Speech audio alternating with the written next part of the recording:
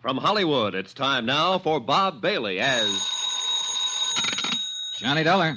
Hi, Johnny. Dan McKay, Harbor Police. Dan, I was planning to drop by and see you about the sinking of the Molly K, but I've been pretty busy since I got here. Yeah, so I've heard. Johnny, you're under arrest. What did I do? Park in a red zone, walk in the grass? I'm not kidding. I mean it. Oh, what's the charge? Now, let's see. Assault and battery, aggravated assault, assault with intent to do bodily injury. Hold it, Dan. That's enough. But you want to know who signed it? I already know. That's practically an admission of guilt. You know that. But I've got witnesses. So is he. Huh? I think you'd better come down and talk about it. Or you'll send out the wagon, is that it? I'm serious, Johnny. All right, Dan. I'll be down.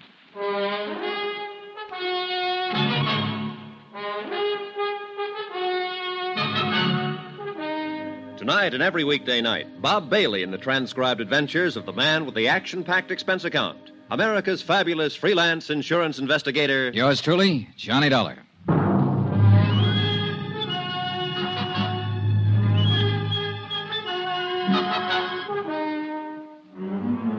From Special Investigator Johnny Dollar, location San Francisco, to the Home Office Marine and Maritime Casualty Limited, Hartford, Connecticut.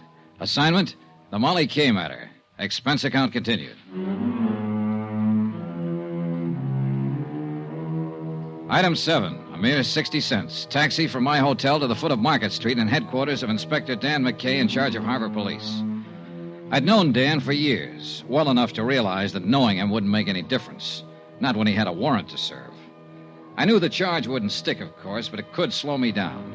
And I figured that was exactly why it had been filed. You may be right, Johnny. Maybe Captain Brawley did file charges just for nuisance value. Keep you out of his way for a day or two. That's exactly what he did. Nevertheless, the charge was filed, and a warrant has been issued. So what are you going to do about it? I know what I'd like to do about it. That's against the law, too. You know, you could be wrong, Johnny.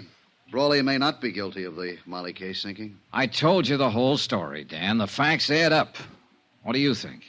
I think you've got an awful strong case, but it's still based on circumstantial evidence. Well, what else is there to base it on? The rest of the evidence is out past the harbor there, out beyond the Golden Gate, a mile below the surface of the Pacific. Yeah, I know. Most of the cases we handle here in the Harbor Division are like that.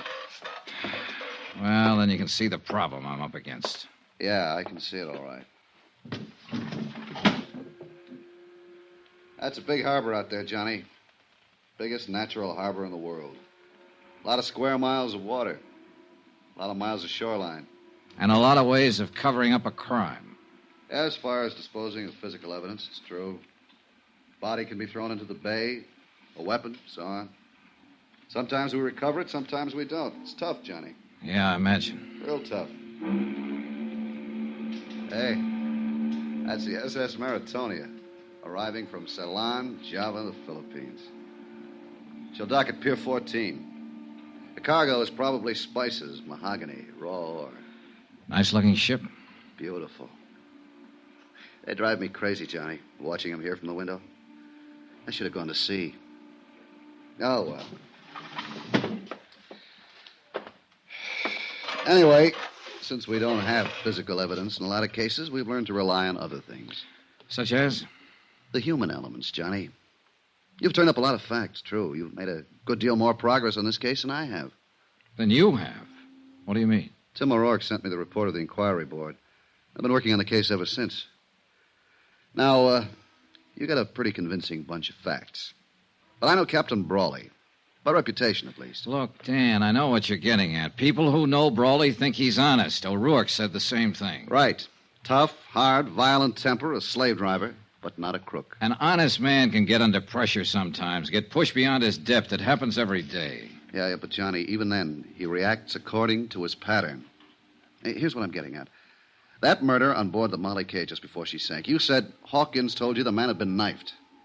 Now, I can see Brawley slugging somebody with fist, club, or bottle, or even shooting a man. But not a knife. It's not in his nature. That's what I mean by human elements. And you're right, Dan. I agree with you. I don't think it was Brawley who killed him. Here's the way I see it. Brawley was pressed for cash. The mortgage on his ship was due in 30 days.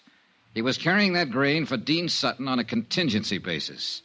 He might not make any money, or at least not enough. He was probably doing it as a favor to his daughter. She and Dean Sutton are engaged. Yeah, I know, So Johnny. the first time out, he tried setting that fire on board. It didn't work. One of the crew, Bill Mack, discovered it before it got started. The Molly K returned to port, and Brawley filed an insurance claim. Then he got scared off an investigation and withdrew it.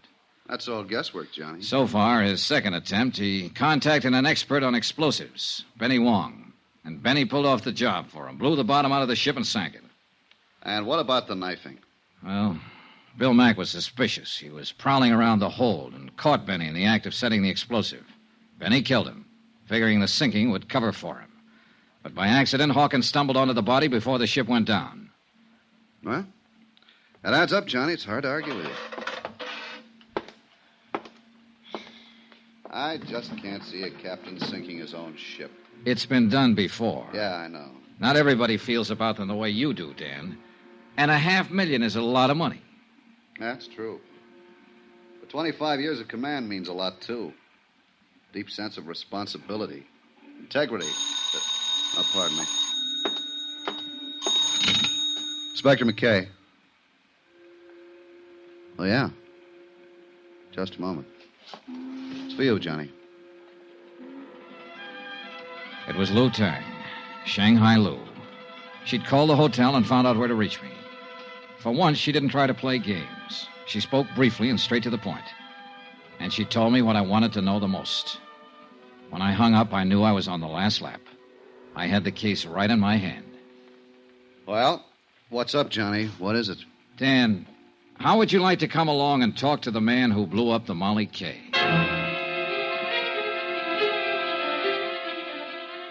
Item 8, 80 cents. Another taxi. A short run from the foot of Market to Fisherman's Wharf. Lou Tang's spies had told her Benny Wong was holed up in a back room of the Fa Song Fish Company out on the docks. And they said he was scared, armed, and dangerous. There's the Fa Song layout, Johnny. Right there, the warehouse in the end. Yeah. Well, let's go around the gangway. Lou Tang said the room is on the back corner. Say, Johnny, why don't you wait here? Let me take him. This kind of thing is part of my job. But he's my pigeon, Dan. I found him first. There's a door at the back. That must be it. Yeah, only one it could be. Besides, I'm under arrest. If you left me alone, I might escape. Yeah, sure. You got a gun, Johnny? Yeah. All right. Let's go. We moved quietly up to the blank wooden door opening onto the gangway over the water. There were no windows in the back wall, so we were certain we weren't being watched from inside. We stopped at the door, and McKay reached for the knob and tried it gently. It's unlocked. Good. You ready? Yeah, go ahead. Hey, what? Hold it, police officers. Drop that gun. Drop it fast. This doesn't look much like Benny Wong, Johnny. No, it doesn't. Now, look here. What do you do, Dean? Go around with a gun in your hand all the time? You're making a mistake, Dollar. I don't know any more about this than you do. Any more about what? What are you doing here, Never Dean? mind, Johnny. Here's what he means. Huh? Oh. Well. So we don't talk to Benny. Shot 3 times. Yeah. Any one of the bullets would have done the job. You weren't taking any chances, were you, Dean? I didn't shoot him. I just got here. How did you know where he was hiding? I didn't. I didn't know anything about him. I got a phone call. Somebody said to meet them here. Said they gave me the lowdown on the sinking of the Molly K. What somebody? Who was it? I don't know. Man or woman? Man, I think. Voice was muffled, so I came here to meet them. And we find you standing over a dead man with a gun in your I hand. found him like that. I figured it was a trap.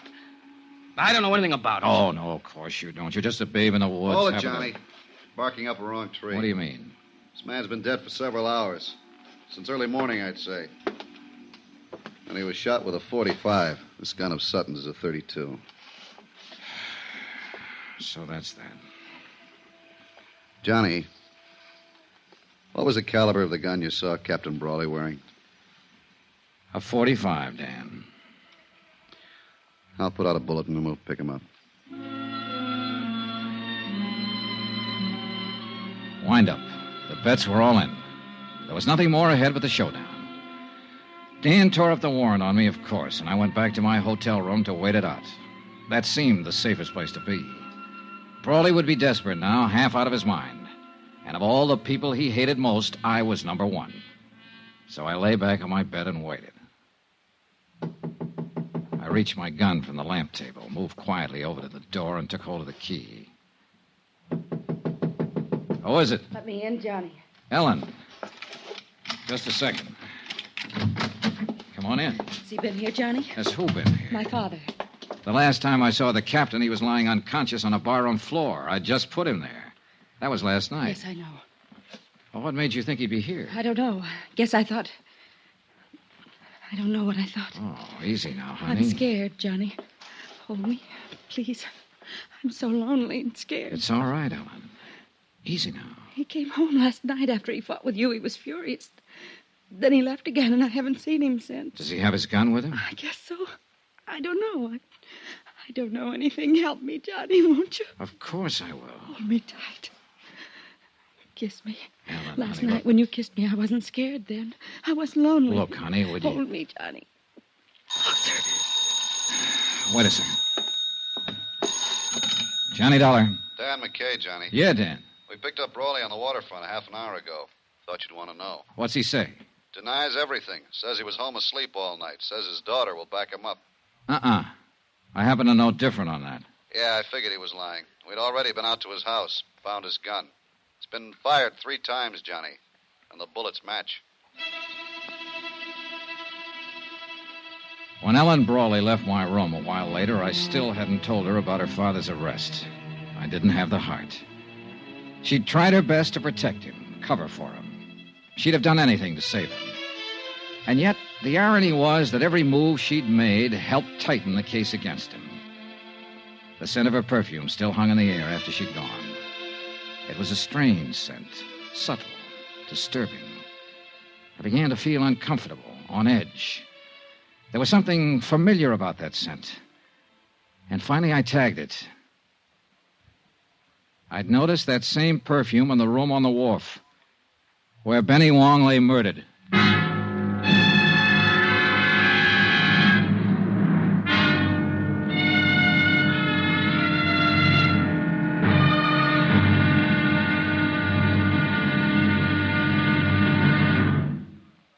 Now, here's our star, Bob Bailey, to tell you about tomorrow's episode of this story. Thanks.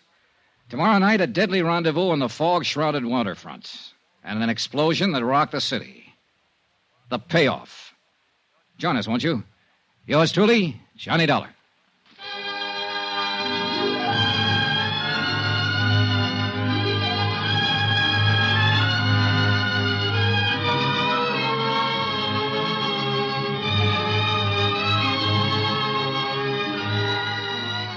Yours truly, Johnny Dollar, is transcribed in Hollywood. Written by Les Crutchfield, the entire production is under the direction of Jack Johnstone. Be sure to join us tomorrow night, same time and station, for the next exciting episode of Yours truly, Johnny Dollar. Roy Rowan speaking.